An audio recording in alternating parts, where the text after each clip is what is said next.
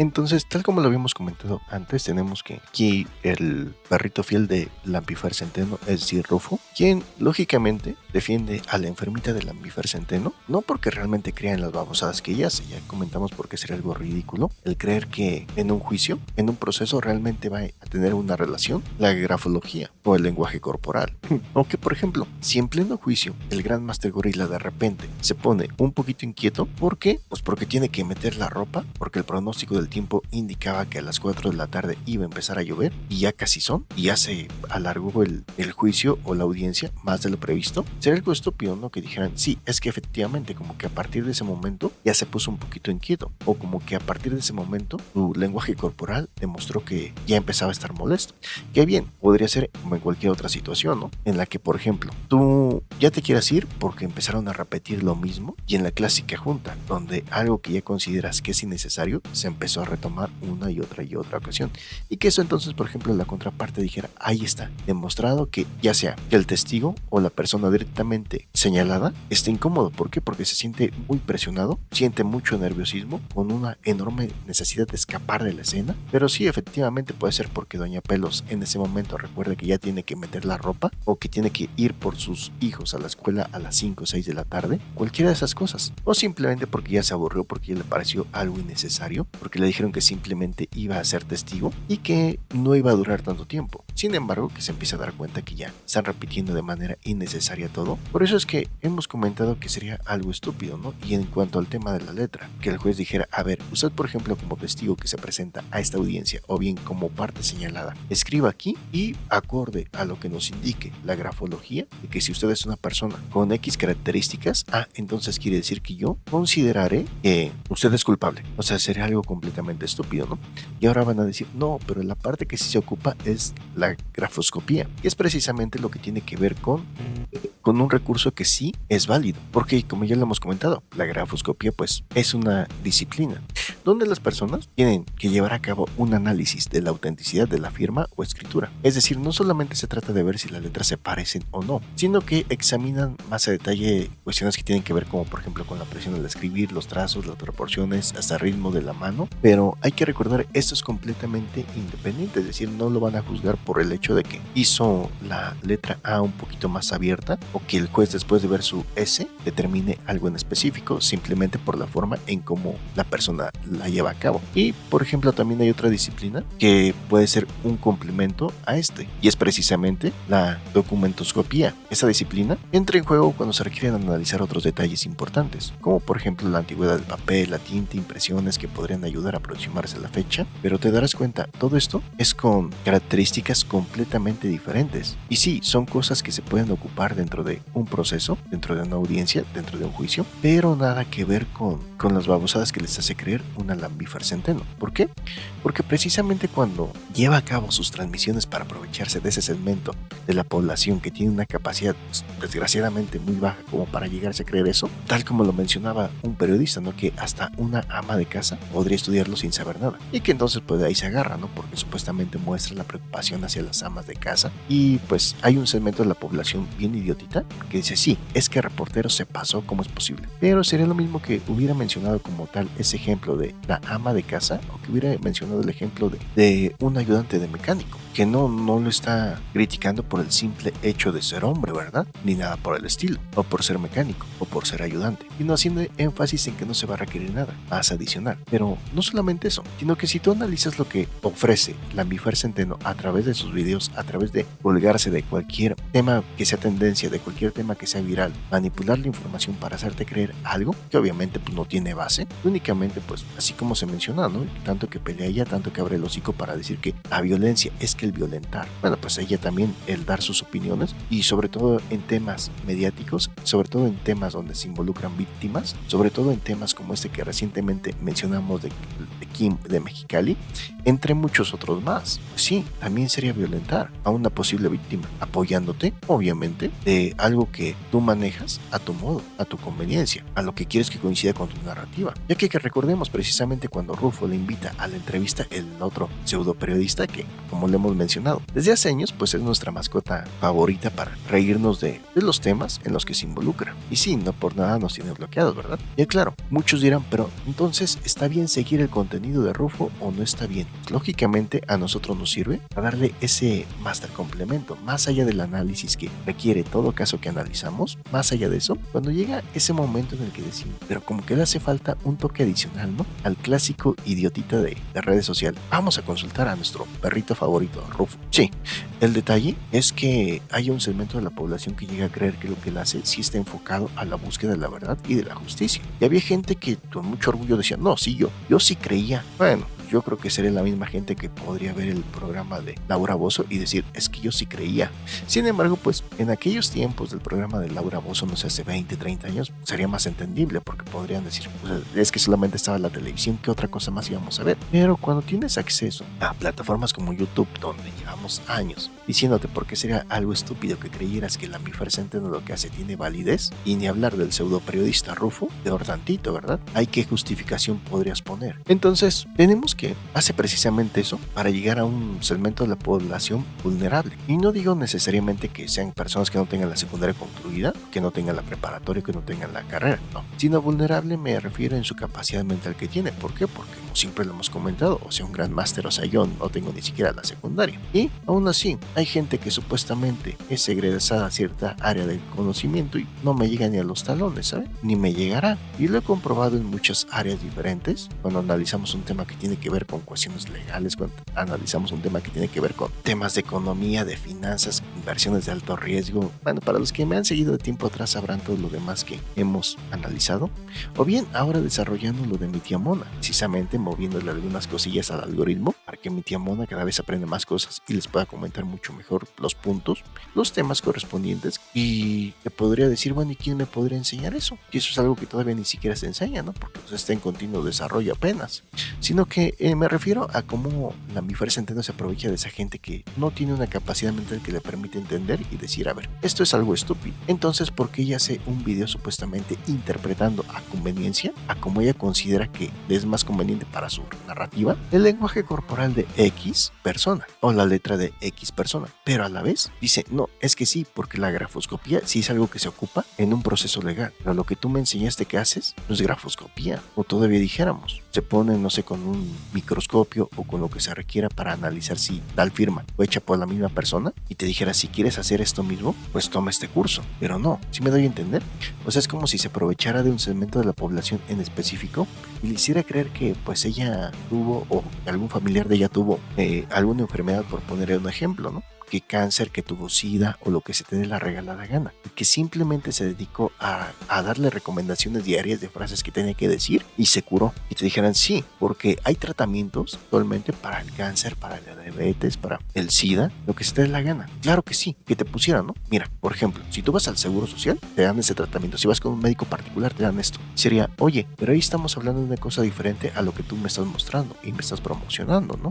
Y es lo mismo, o sea, realmente ya para la gente que se crea esta clase de babosadas o se haya creído esta clase de babosadas teniendo un contenido como el que llevamos aquí al estilo de un gran máster gorila, pues es porque de plano estás bien estúpido. ¿Por qué? Porque lo hemos detallado con piedritas, con palitos, para que si tienes una capacidad por debajo de lo normal, aún así tú la puedas entender. Así que digo, pues qué justificación podrías poner, ¿verdad? Y desde hace años. No es simplemente que se nos haya ocurrido subirnos a este tema porque fue tendencia, sino que es algo que hemos mencionado tanto del pseudo periodista Rufo, que sí, hay gente que precisamente creen que lo que él hace es periodismo y que sí, aparte es porque está enfocado a la búsqueda de la verdad y de la justicia, o que en su momento creyó, ¿no? Cuando desde hace años lo hemos comentado, o sea, entonces, ¿qué justificación podrías poner ahí? Es más, podría ser que tú fueras perfectamente de las personas que permitieron que estos personajes crecieran. Y sí, tal como lo mencionábamos en el caso de Kim de Mexicali, ¿qué es lo que pasa? Que entonces le invita, casualmente dice que su mamá pues tiene lentes, de que no llora y que entonces pues eso no le da credibilidad, ¿verdad? Entonces, pues hay un segmento de la población en redes retrasadito que inmediatamente dijo, pues sí, y ya lo dijo Lambifer Centeno. Y entonces eso quiere decir que el culpable, el que abusó de ella, fue su hijo, señora. O sea, te das cuenta que también hay un segmento de la población bien enfermito, al igual que Rufo y al igual que Lambifer Centeno. Y ya después, ¿qué es lo que pasa, no? Que ya Lambifer Centeno, después de que se da cuenta que Rufo tiene en entrevista a la mamá de Kim, pues entonces ya Rufo cambia la narrativa, totalmente a conveniencia. Y aparte, pues Lambifer Centeno ya también habla acerca de los dibujos de Kim, donde pues ya como que si ya no cuestiona el hecho de que si realmente pudieran haber ocurrido los hechos en el kinder, tal como lo comentaban al inicio, o como lo mencionaba Kim, sino que ya como que ese tema ya no lo toca, ¿verdad? Y lo de la credibilidad de su mamá, pues ya tampoco, como ya no. Así que pues sí, entre ellos dos, entre Rufo y Lambifer Centeno, se deben favores. Pero aquí a lo que voy, el problema principal o el tema principal no es solamente de ellos dos, sino por ejemplo de esa gente taradita que sí creyó lo que le decía Lambifer Centeno y que dijo, pues entonces a lo mejor fue el padrastro de Kim, el novio de la señora. Y bueno, pues lo que se comentó o lo que confirmó después la señora es que lo que ellos consideraban que era su novio, pues es únicamente una persona que le había ayudado a grabar un video porque su negocio es de venta de rosas o de flores. Y entonces pues ya la gente taradita dijeron, entonces sí, el culpable es Eliseo. Así que también te das cuenta cómo hay un segmento de la población bien interesante. Y aclaro, no estoy diciendo que estuviera mal que tú sacaras tus propias deducciones, pero ¿saben por qué la gente atacó al hijo de la señora Dulce? Que aún era menor de edad. No, bueno, aún es menor de edad. ¿Por qué lo atacó? Porque una Lambifer Centeno salió con Rufo y dijo que la señora no tenía credibilidad. Y eso fue motivo suficiente para que ese segmento de la población pues dijera, entonces no es verdad. Entonces quiere decir que el que le hizo eso fue su hermano. Así que te das cuenta cómo también hay un segmento de la población bien interesante. Un segmento de la población que pues no debería de existir. Sí, porque al final de cuentas pues no se va a hacer esto solo, ¿verdad? No es porque un Rufo salga y diga algo de la entrevista o que una Lambifer Centeno diga por los lentes. No, aquí lo interesante es ese segmento de la población que dicen, entonces como dijo que no, tiene toda la razón. Qué gran análisis, Lambifer. Así que entonces retomando este tema tenemos que sí, efectivamente, Rufo pues presenta este pronunciamiento obviamente falso, como todo pseudo periodista. Pronunciamiento de colectivas feministas respecto a la violencia mediática que ejercen. Y bueno, como todo pseudo periodista, como lo mencionamos, ¿no? Es muy probable que lo termine borrando porque con un periodismo profesional, ¿qué es lo que tendría que hacerse? Decir, esto fue publicado porque acorde a X fuente se compartió, pero se confirma la información de que no es verdad. Sin embargo, aquí Rufo y Lambifer Centeno como son una mancuerna creada para aprovecharse de un segmento de la población, tal como lo han hecho, tal como lo he mencionado en los ejemplos anteriores, pues obviamente no lo va a hacer, ¿verdad? Y sí, después sacaron que en ningún momento ellos estaban apoyando esta causa.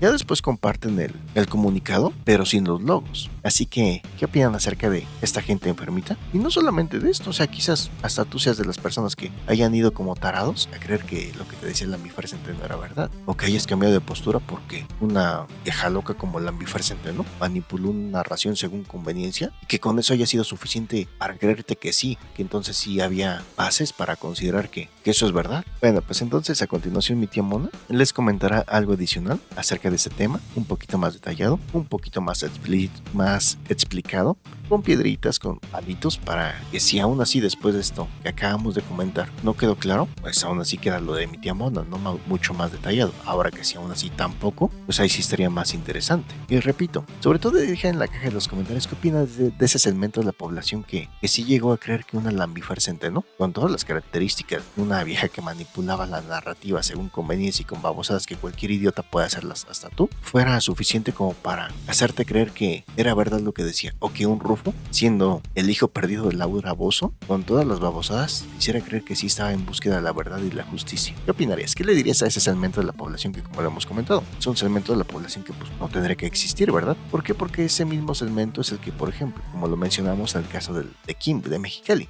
¿por qué se fueron contra un menor de edad que como tal no tenía pruebas en su contra? ¿Por qué se fueron? Pues porque una Lambifer dijo que su mamá no tenía credibilidad. Y la gente pues dio por hecho que eso era base suficiente. Así que, ¿qué le dirías a ese segmento de la población? Bien, pues ya saben, dejen sus comentarios, sus me gusta y como siempre lo hemos comentado. O sea, de mí podrán decir lo que quieran, pero mis master análisis siempre los hago con mucho amor para todos ustedes. Atención, papacitos y mamacitas. Antes de seguir, el Gran Master Gorila me ha pedido que les dé un aviso muy importante, porque lo que sigue es el disclaimer que protege este espacio de análisis, reflexión y puro pensamiento crítico. El Gran Master Gorila siempre está un paso adelante, y este aviso es parte del show. No se lo salten, que aquí todo tiene su razón de ser. Prepárense, porque hoy vamos a desenmascarar uno de los escándalos más polémicos del momento. Cuando pensábamos que ya habíamos visto todo en el mundo de las redes sociales, llega Marifer Centeno, la autoproclamada experta en grafología, envuelta en un nuevo drama que pone en jaque su credibilidad. Pero, ¿qué pasa cuando alguien intenta jugar con la confianza de colectivas feministas y termina enfrentándose a la verdad pública? Gráfica de evolución descendente.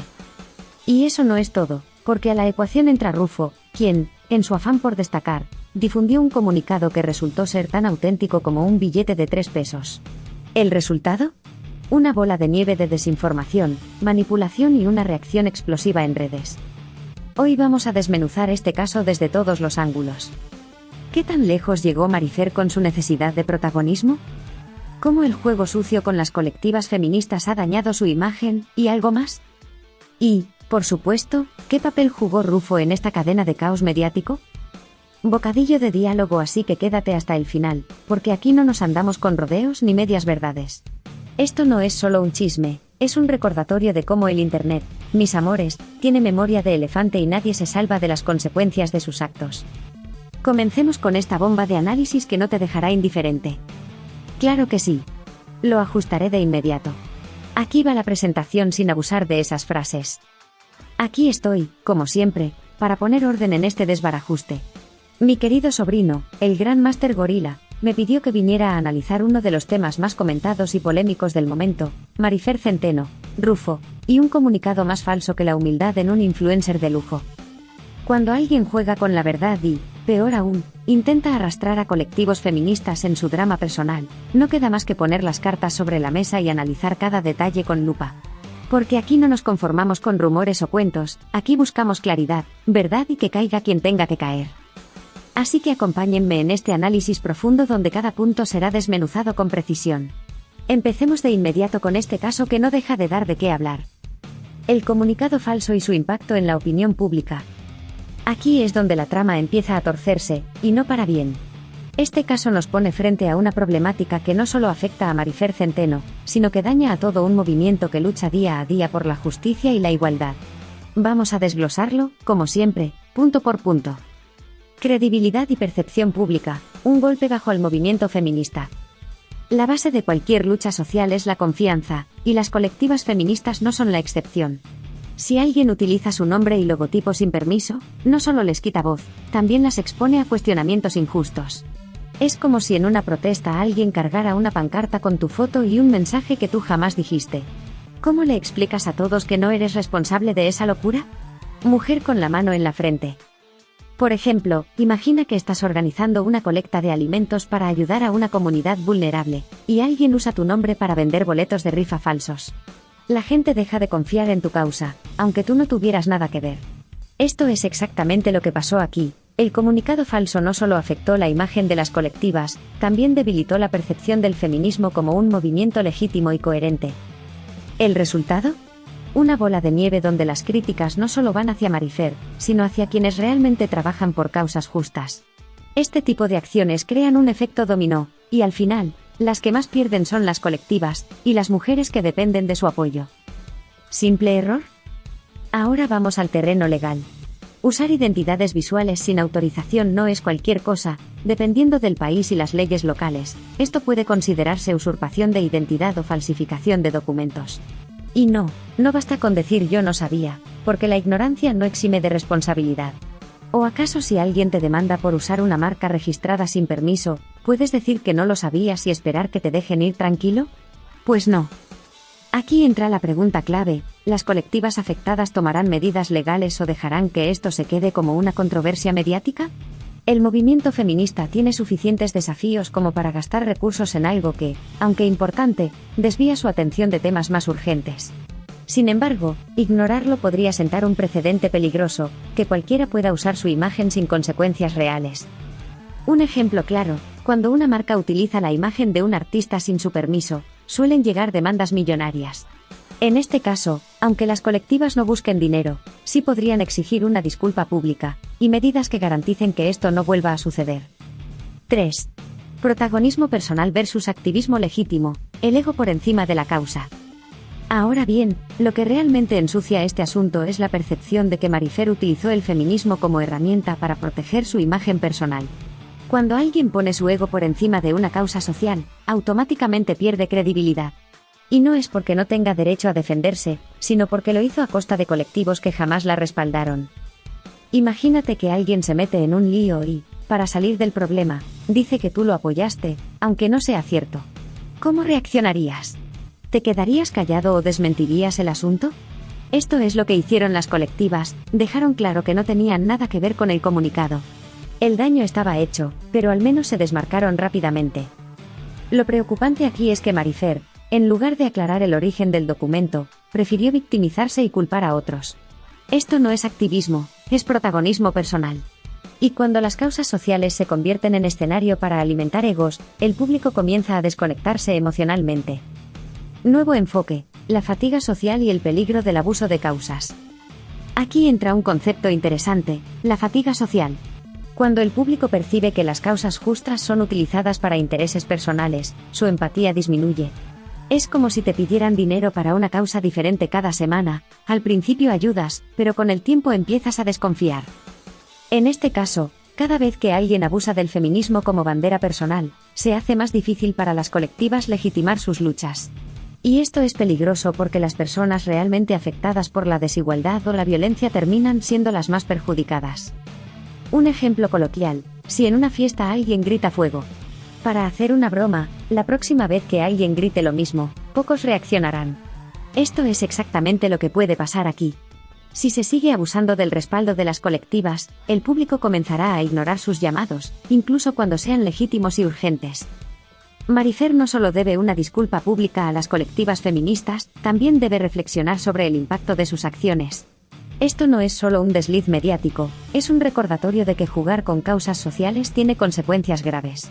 Las colectivas, por su parte, deben considerar cómo proteger su imagen ante futuros abusos, porque este no será el último intento de manipular su legitimidad. El comunicado falso y su impacto en la opinión pública. Aquí es donde la trama empieza a torcerse, y no para bien. Este caso nos pone frente a una problemática que no solo afecta a Marifer Centeno, sino que daña a todo un movimiento que lucha día a día por la justicia y la igualdad. Vamos a desglosarlo, como siempre, punto por punto.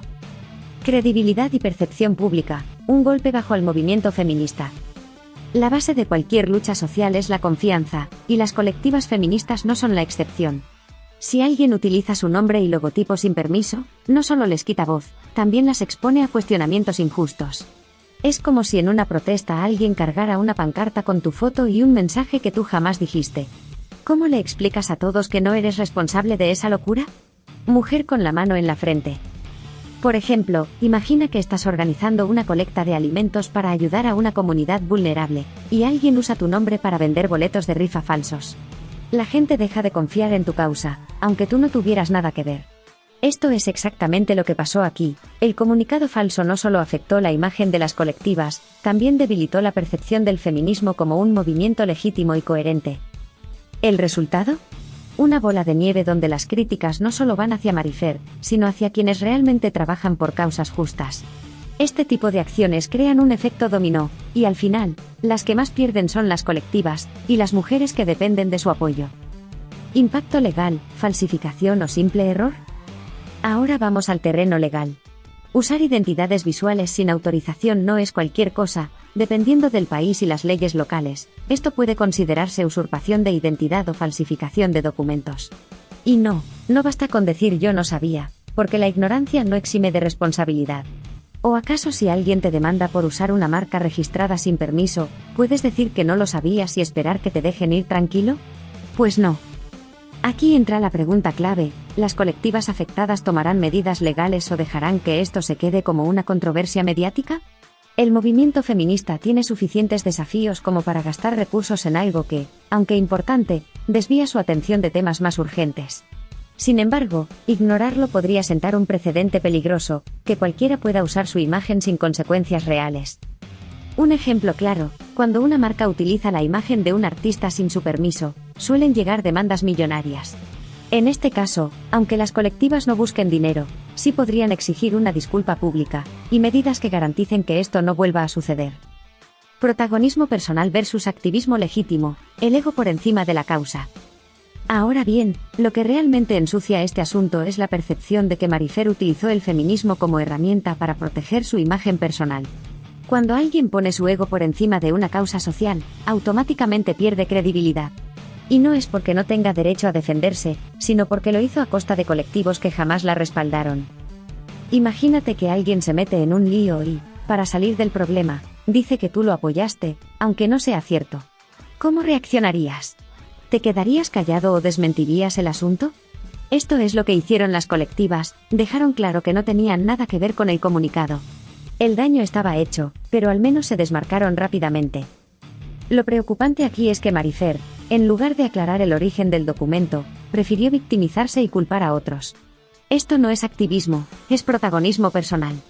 Y cuando las causas sociales se convierten en escenario para alimentar egos, el público comienza a desconectarse emocionalmente. Nuevo enfoque, la fatiga social y el peligro del abuso de causas. Aquí entra un concepto interesante, la fatiga social. Cuando el público percibe que las causas justas son utilizadas para intereses personales, su empatía disminuye. Es como si te pidieran dinero para una causa diferente cada semana, al principio ayudas, pero con el tiempo empiezas a desconfiar. En este caso, cada vez que alguien abusa del feminismo como bandera personal, se hace más difícil para las colectivas legitimar sus luchas. Y esto es peligroso porque las personas realmente afectadas por la desigualdad o la violencia terminan siendo las más perjudicadas. Un ejemplo coloquial, si en una fiesta alguien grita fuego. Para hacer una broma, la próxima vez que alguien grite lo mismo, pocos reaccionarán. Esto es exactamente lo que puede pasar aquí. Si se sigue abusando del respaldo de las colectivas, el público comenzará a ignorar sus llamados, incluso cuando sean legítimos y urgentes. Marifer no solo debe una disculpa pública a las colectivas feministas, también debe reflexionar sobre el impacto de sus acciones. Esto no es solo un desliz mediático, es un recordatorio de que jugar con causas sociales tiene consecuencias graves. Las colectivas, por su parte, deben considerar cómo proteger su imagen ante futuros abusos, porque este no será el último intento de manipular su legitimidad. Y tú, que estás leyendo esto, dime algo. ¿Cuántas veces más crees que el público perdonará estos errores antes de desconectar por completo? Reflexiona, porque este tema apenas comienza. La sororidad y sus límites, una reflexión crítica. La sororidad, un concepto que ha sido bandera en el movimiento feminista, enfrenta un dilema clave: ¿debe ser un apoyo incondicional entre mujeres, o un compromiso ético que también incluye señalar errores? Este caso con Marifer Centeno pone sobre la mesa los límites de la sororidad, y las tensiones que surgen cuando se malinterpreta o se utiliza para justificar acciones cuestionables. Romanticización del concepto, el peligro del apoyo incondicional. La sororidad, muchas veces, se ha romantizado como un pacto de apoyo absoluto entre mujeres, sin importar las circunstancias. Sin embargo, este enfoque simplista puede ser contraproducente. La sororidad no es un cheque en blanco para validar cualquier acción, sino un pacto crítico que busca justicia y equidad. Un ejemplo coloquial: imagina que en tu grupo de amigos alguien comete un error grave, como mentir o usar dinero del grupo para un beneficio personal. ¿Deberías apoyarlo incondicionalmente porque es tu amigo, o confrontarlo por su error para preservar los valores del grupo? El verdadero compañerismo implica honestidad, no encubrimiento.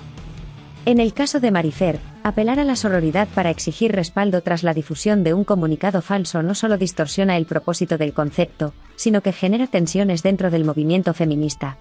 El feminismo busca justicia, no complicidad.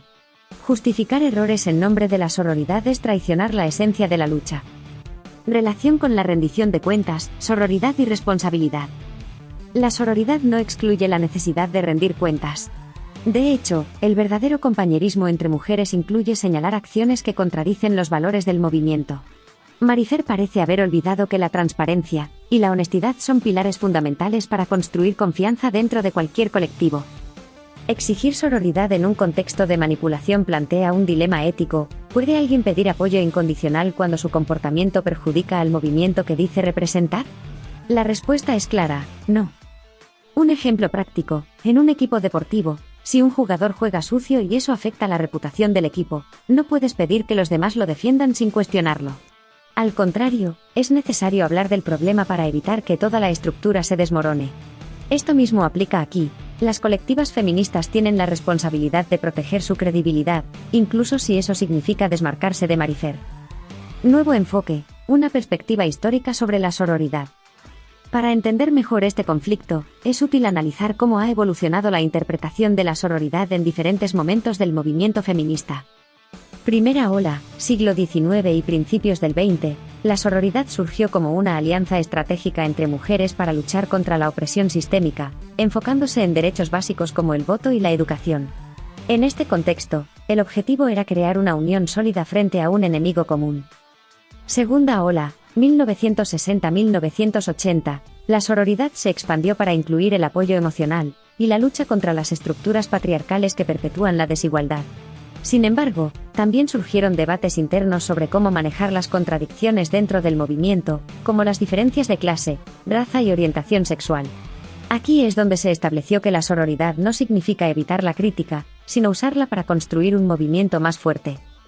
Tercera ola y feminismo contemporáneo. En el contexto actual, la sororidad se enfrenta a desafíos nuevos, como el impacto de las redes sociales y la cultura de la inmediatez.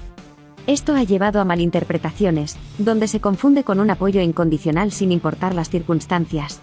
Sin embargo, las activistas contemporáneas han enfatizado que la sororidad debe ser crítica y responsable, rechazando acciones que reproduzcan dinámicas de opresión o manipulación. Marifer Centeno y el uso erróneo de la sororidad. Marifer intentó utilizar la sororidad como escudo para evitar las críticas legítimas hacia su manejo del comunicado falso. Pero esta postura ignora un punto fundamental: la sororidad no es complicidad, es un compromiso con la verdad y la justicia. Si una mujer comete un error que afecta a otras, el movimiento no tiene la obligación de protegerla, al contrario, tiene el deber de señalar el problema para preservar su integridad. Un ejemplo claro: si en una oficina alguien utiliza recursos de manera indebida, no puedes esperar que tus colegas te respalden solo por solidaridad. La lealtad no significa aceptar el error, sino exigir que se corrija.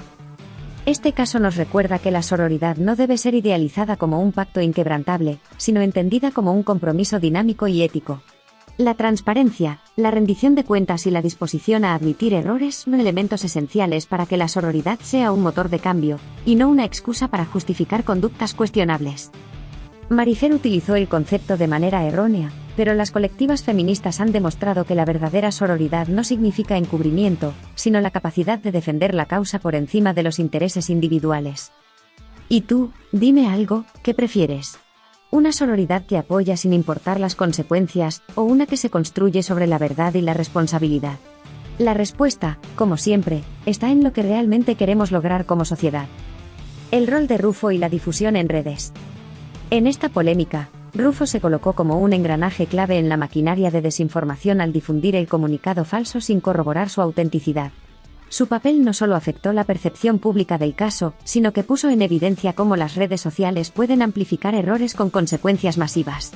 Vamos a desglosarlo. Falta de verificación, la prisa que mata la verdad. Rufo, como periodista, tiene la responsabilidad de confirmar cualquier información antes de compartirla, especialmente en temas delicados. Sin embargo, su entusiasmo por difundir el comunicado sin verificar su veracidad revela una grave falta de rigor profesional. Un ejemplo claro: imagina que un chef famoso recomienda un restaurante sin haber probado su comida. La gente lo visita, tiene una experiencia terrible y luego pierde la confianza en él. Eso mismo ocurre con Rufo: al no validar la información, compromete no solo su credibilidad, sino también la confianza de su audiencia en los temas que aborda.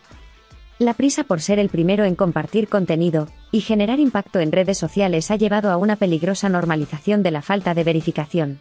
Rufo, al ser una figura pública con cierta influencia, debería entender que su voz amplifica el mensaje, para bien o para mal. En este caso, su falta de cuidado contribuyó a la confusión y daño causado por el comunicado falso. Impacto en el periodismo digital, la inmediatez sobre la ética. El caso de Rufo es un ejemplo perfecto de cómo la inmediatez de las redes sociales puede erosionar los principios éticos del periodismo. En lugar de priorizar la verdad, se busca el impacto inmediato: más clics, más vistas, más relevancia. Este fenómeno no es exclusivo de Rufo. En la era digital, donde los algoritmos premian la rapidez y la viralidad, la información falsa viaja más rápido que los desmentidos. Sin embargo, eso no exime a los periodistas de su deber ético. Al contrario, su responsabilidad es mayor que nunca. Un ejemplo cotidiano: Piensa en un maestro que, en su afán por terminar rápido una clase, enseña mal un tema. Más tarde, los estudiantes enfrentan problemas porque lo aprendido estaba mal. Esa misma cadena de errores sucede en el periodismo digital. La búsqueda de velocidad y relevancia termina sacrificando la calidad y la verdad. Rufo no solo falló como periodista, sino que también alimentó un ciclo de desinformación que perjudica no solo a Marifer y las colectivas feministas, sino a su propia audiencia. La confianza es la moneda más valiosa en el periodismo, y él la está gastando sin cuidado. Nuevo enfoque: los algoritmos y la viralización de la información falsa. Para entender completamente el rol de Rufo, debemos ampliar el análisis al ecosistema mediático actual, donde los algoritmos de redes sociales desempeñan un papel crucial en la viralización de contenido falso. Prioridad a la velocidad: los algoritmos privilegian el contenido que genera interacciones rápidas, sin importar si es verdadero o falso. Esto genera una competencia por ser el primero en publicar, lo que lleva a errores como el de Rufo. La recompensa del sensacionalismo: los titulares impactantes y la información polémica tienden a recibir más visibilidad, incluso si carecen de fundamento. Rufo, al compartir el comunicado falso, probablemente obtuvo más vistas y comentarios, pero a costa de su credibilidad. El ciclo de retroalimentación: una vez que un contenido falso se vuelve viral, es casi imposible frenarlo, porque los desmentidos rara vez reciben la misma atención. Este fenómeno pone en riesgo la confianza del público en las plataformas digitales, y en los periodistas que operan en ellas. Un ejemplo práctico: cuando una cadena falsa de WhatsApp dice que cierto alimento cura una enfermedad, se comparte masivamente antes de que alguien pueda desmentirla. Este ciclo es el que alimenta Rufo con su falta de verificación. No solo afecta a su audiencia, sino que refuerza un ecosistema mediático que premia la desinformación. El efecto en la audiencia: desconfianza generalizada. El daño causado por la desinformación no se limita a las personas directamente involucradas, como Marifer o las colectivas feministas. También afecta a la audiencia, que pierde la capacidad de distinguir entre información verdadera y falsa. Rufo, al compartir contenido sin verificar, contribuye a un problema mayor: la desconfianza en los medios digitales y en las figuras públicas. Cada vez que un periodista difunde algo sin fundamento, la audiencia se vuelve más escéptica, no solo hacia él, sino hacia cualquier otra fuente de información. Un ejemplo coloquial: es como si un vendedor de autos te engaña con un coche defectuoso. La próxima vez que quieras comprar un auto, dudarás de todos los vendedores, no solo del que te engañó. Eso mismo pasa con el periodismo digital: un error puede desacreditar a toda una industria. El rol de Rufo en este caso es un recordatorio de que la inmediatez no puede estar por encima de la ética. Al difundir un comunicado falso sin verificar, no solo comprometió su credibilidad, sino que alimentó un ciclo de desinformación que daña a todos: a Marifer, a las colectivas feministas, y, sobre todo, a su propia audiencia. Sin embargo, el problema va más allá de él. Este caso nos obliga a reflexionar sobre el papel de las plataformas digitales y los algoritmos en la viralización de información falsa. La responsabilidad no es solo de quienes crean contenido, sino también de quienes lo comparten y consumen. ¿La lección? En una era donde la desinformación viaja más rápido que nunca, la verificación debe ser el primer paso, no el último. Porque al final, como dice el dicho, la verdad puede tardar en llegar, pero siempre encuentra la forma de salir a la luz. ¿Qué opinas tú, lector? ¿Deberíamos exigir más responsabilidad a figuras como Rufo, o este es solo un síntoma de un problema más grande? Rufo y su estilo al estilo Laura Bozzo: más escándalo que verdad. El papel de Rufo en este caso no es un simple descuido, es un reflejo de su estilo de trabajo. Un estilo que, al más puro estilo de Laura Bozzo, parece más interesado en crear espectáculo que en buscar la verdad. Porque aquí no se trata de periodismo responsable, sino de armar un show mediático que garantice vistas, clics y comentarios, sin importar las consecuencias. Rufo, el show antes que la verdad. Rufo no es un novato en esto. Su estrategia siempre ha sido clara: tomar un tema polémico, inflarlo hasta el punto de la exageración, y lanzarlo al público como si fuera una verdad absoluta. Su lema parece ser que pase el escándalo, y no importa si el daño colateral afecta a personas, colectivos o incluso su propia credibilidad. Aquí es donde su parecido con Laura Bozzo se hace evidente. Ambos tienen el mismo enfoque: darle al público lo que quiere escuchar, aunque eso implique sacrificar la verdad. Pero, a diferencia de Bozzo, que se autodenomina abogada de los pobres, Rufo no tiene ni siquiera la excusa de estar defendiendo una causa social. En este caso, su única misión fue amplificar un comunicado falso para generar ruido, sin verificar si era cierto o no. El sensacionalismo como estrategia. Lo que hace Rufo no es periodismo, es espectáculo.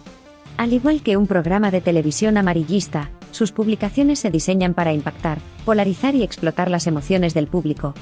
No importa si el comunicado era falso, no importa si estaba dañando la imagen de colectivas feministas, y mucho menos importa si esto perpetúa la desinformación. Un ejemplo claro de este estilo es cómo presenta sus contenidos, titulares alarmistas, énfasis en los aspectos más polémicos, y una total ausencia de rigor al momento de verificar las fuentes. Esto es el equivalente digital de gritar que pase el desgraciado, mientras se manipula a la audiencia para que tome partido sin cuestionar los hechos. El efecto Rufo, daño a la credibilidad colectiva. Lo más grave no es solo lo que hace, sino el daño que provoca a largo plazo. Al adoptar este estilo de espectáculo, Rufo no solo afecta su propia credibilidad, sino que contribuye a la desconfianza generalizada hacia los periodistas y comunicadores. Su afán por alimentar el morbo debilita la posibilidad de un periodismo serio en un entorno ya saturado de desinformación. Es como si cada vez que alguien grita una mentira para llamar la atención, el público se vuelve más indiferente hacia las causas legítimas. Y eso, en un caso tan delicado como este, es imperdonable. El paralelismo con Laura Bozzo, manipulación emocional al máximo. Laura Bozzo se hizo famosa por llevar al extremo el drama y la manipulación emocional. Sus programas no eran espacios para la verdad, sino escenarios para montar tragedias humanas que atrajeran audiencia. Rufo parece seguir el mismo manual, usar temas sensibles para crear un show que explote el morbo, sin importar el costo. Pero, ¿cuál es el precio de este estilo? En el caso de Laura, el daño se limitaba al espectáculo televisivo. En el caso de Rufo, el impacto trasciende al ámbito digital y afecta a movimientos sociales, a personas involucradas y a la credibilidad del periodismo como un todo. El costo de su estrategia no solo lo pagan sus víctimas, también lo paga su audiencia. Rufo no actúa como un periodista, sino como un conductor de un programa sensacionalista que busca explotar el drama a cualquier precio. Su estilo, más cercano al de Laura Bozzo que al de un verdadero comunicador, es un recordatorio de cómo las redes sociales han abierto espacio para figuras que priorizan el escándalo sobre la responsabilidad. Al final, lo único que logra con esta estrategia es perpetuar un ciclo de desinformación que afecta a todos. Y como siempre, la pregunta clave es, ¿hasta cuándo el público tolerará este tipo de prácticas? Porque en el show de Rufo, la verdad nunca es la protagonista, solo una víctima más del espectáculo. La audiencia de Rufo, cuando la credulidad es parte del problema. Si hay algo peor que el estilo de Rufo, es la ceguera de quienes le creen. Porque en pleno 2025, cuando las fuentes de información están al alcance de un clic, confiar ciegamente en alguien que prioriza el espectáculo por encima de la verdad, es simplemente absurdo. Aquí no estamos hablando de un público desinformado por falta de acceso, sino de personas que eligen ignorar las señales claras de manipulación. Rufo no es nuevo, y sus tácticas tampoco. Rufo no es un novato, y sus estrategias mucho menos. Su modus operandi ha sido el mismo desde siempre: escándalo, polarización y cero verificación. Entonces, ¿qué excusa tiene su audiencia para seguir cayendo en su juego? Ninguna. Porque aquí no estamos hablando de alguien que se equivoca ocasionalmente, estamos hablando de un patrón constante de sensacionalismo barato. Es como si alguien viera a un vendedor de elixires mágicos en plena calle y, a pesar de todas las evidencias de que es un fraude, decidiera comprarlo de todos modos. Creerle a Rufo en esta etapa es equivalente a admitir que no se tiene criterio propio. En la era de la información, la ignorancia es una elección. Vivimos en una época donde las herramientas para verificar información están disponibles para cualquiera con acceso a Internet. Contrastar fuentes, buscar antecedentes y cuestionar lo que se ve o escucha nunca ha sido tan fácil. Entonces, ¿por qué hay gente que todavía se traga las historias de Rufo sin cuestionarlas? La respuesta es sencilla: porque prefieren el drama a la verdad. Porque es más cómodo creer una narrativa sensacionalista que tomarse el tiempo para investigar. Esto no es desinformación involuntaria, es una apatía intelectual que resulta vergonzosa en una época donde la información está a la mano. La complicidad de la audiencia en la desinformación. Rufo puede ser el que lanza el comunicado falso, pero la audiencia que lo respalda es quien lo amplifica. Compartir su contenido, difundir sus palabras sin cuestionarlas y defenderlo a capa y espada solo perpetúa su ciclo de manipulación. Un ejemplo claro: si alguien organiza un escándalo en una plaza pública, y la gente se queda ahí gritando en lugar de desmentirlo, todos se convierten en cómplices del caos. Eso mismo pasa con los seguidores de Rufo. Al consumir y replicar su contenido, no solo legitiman sus acciones, sino que contribuyen al daño que éstas provocan. ¿Ingenuos o cómplices? Creerle a Rufo en este punto ya no es ingenuidad, es complicidad. Porque nadie que vea sus estrategias repetitivas puede alegar que no sabía lo que estaba pasando. Las señales están ahí, la falta de verificación, los titulares sensacionalistas, el enfoque en el drama por encima de los hechos. Un ejemplo coloquial: si ves a alguien vendiendo boletos falsos fuera de un estadio cada semana, y aún así decides comprar uno, el problema no es el estafador, el problema eres tú. Creerle a Rufo después de tantos errores comprobados es exactamente lo mismo, una decisión consciente de ignorar las señales. La responsabilidad de cuestionar. En esta era digital, donde la desinformación viaja más rápido que nunca, la responsabilidad de cuestionar no recae solo en los periodistas, sino también en la audiencia. Consumir contenido como el de Rufo sin cuestionarlo, es como avivar una fogata en medio de un bosque seco, es irresponsable y peligroso. La solución es simple: aprender a cuestionar, a buscar otras fuentes, a contrastar información. Porque si algo es claro en este caso, es que Rufo no va a cambiar. Su estilo seguirá siendo el mismo mientras tenga una audiencia dispuesta a respaldarlo. Rufo no sería Rufo sin su audiencia. Los que le creen y le apoyan son la gasolina que alimenta su maquinaria de desinformación. Pero en un mundo donde la verdad está a un clic de distancia, seguir cayendo en su juego no es solo ingenuo, es irresponsable. Si algo queda claro aquí, es que no basta con señalar a Rufo. También hay que preguntarse, ¿por qué seguimos permitiendo que figuras como él tengan tanto impacto? La respuesta no está solo en lo que ellos hacen, sino en lo que estamos dispuestos a aceptar. Y aceptar esto, en pleno 2025, es simplemente inadmisible. Conclusión: la verdad sobre Marifer Centeno, Rufo y la desinformación. Este caso no es solo un ejemplo de desinformación, es un reflejo de los problemas profundos que enfrentamos como sociedad en la era digital. Marifer Centeno, con su manejo errático del comunicado falso, y Rufo, con su estilo sensacionalista al estilo de Laura Bozzo, representan las dos caras de una misma moneda: la falta de ética y responsabilidad en el uso de plataformas públicas. Marifer Centeno, la manipulación de una causa justa. Marifer no solo falló al no desmentir de inmediato el comunicado falso, sino que utilizó el concepto de la sororidad como escudo para evitar rendir cuentas. Su estrategia de victimización no solo desvió la atención del problema principal, sino que traicionó los valores fundamentales del movimiento feminista. En lugar de aclarar la situación, eligió alimentar la confusión, dañando no solo su propia credibilidad, sino también la lucha legítima de las colectivas feministas. Este caso nos recuerda que la sororidad no es un pase libre para cometer errores sin enfrentar las consecuencias. La verdadera sororidad exige transparencia, rendición de cuentas y compromiso con la justicia. Rufo, el sensacionalismo por encima de la verdad. Rufo, por su parte, no es un simple espectador en esta historia, es un catalizador de la desinformación. Su estilo de trabajo, centrado en el drama y el impacto inmediato, demuestra una falta de respeto por la verdad y por su propia audiencia. Al difundir un comunicado falso sin verificar su autenticidad, no solo perpetuó el daño causado por Marifer, sino que también dejó claro que su prioridad no es informar, sino generar ruido. En un contexto donde las redes sociales amplifican cada error, su falta de rigor no es solo un descuido, es una irresponsabilidad mayúscula. Porque el periodismo no se trata de ser el primero en publicar, sino de ser el primero en decir la verdad. La audiencia, la otra parte del problema. No podemos ignorar el papel de quienes consumen y replican este tipo de contenido sin cuestionarlo. En una época donde la información está a un clic de distancia, creer ciegamente en figuras como Rufo no es solo ingenuidad, es complicidad. Cada vez que se comparte contenido sensacionalista sin verificarlo, se alimenta un ciclo de desinformación que afecta a toda la sociedad. Es momento de exigir más responsabilidad de los creadores de contenido, más rigor de los comunicadores y, sobre todo, más criterio de quienes consumen información. Este caso no debe quedar como un simple escándalo más en la lista interminable de dramas digitales. Es una oportunidad para reflexionar sobre el impacto de nuestras acciones, tanto como creadores como consumidores de contenido. La credibilidad, la verdad y la justicia no son negociables. A quienes justifican sus errores con estrategias mediáticas, la verdad siempre encuentra la forma de salir a la luz. A quienes hacen del sensacionalismo su modelo de negocio, la credibilidad es un recurso que, una vez perdido, es casi imposible recuperar. Y a quienes consumen sin cuestionar, la desinformación solo prospera donde la apatía la permite. En un mundo donde la desinformación viaja más rápido que nunca, la responsabilidad no es una opción, es una obligación.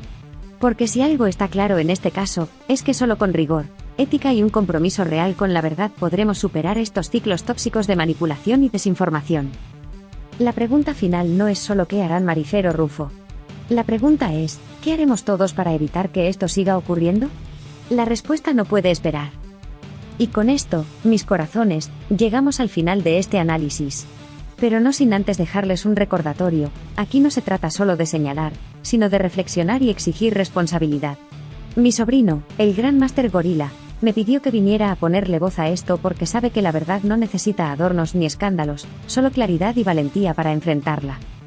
Así que, papacitos, antes de compartir o creer cualquier cosa, acuérdense de esta lección: la información es poder, pero solo si sabemos usarla con criterio.